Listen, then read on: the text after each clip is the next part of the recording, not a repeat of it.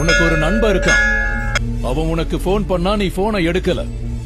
அப்ப அவன் பார்வையில நீ போனை எடுக்கலையா இல்ல செத்துட்டியா? அதே எப்படி எடுக்கலன்னு அர்த்தம். அப்ப கடவுள் உன் கண்ணுக்கு தெரியலன்னா இருக்காரா இல்லையா? யாருக்கு தெரியும்? உங்க எல்லாருக்கும் நடுவுல கடவுள் உங்க பிரச்சனையை தீர்த்து வைக்க வந்திருக்கலாம். உங்களுக்கு தெரியுமா?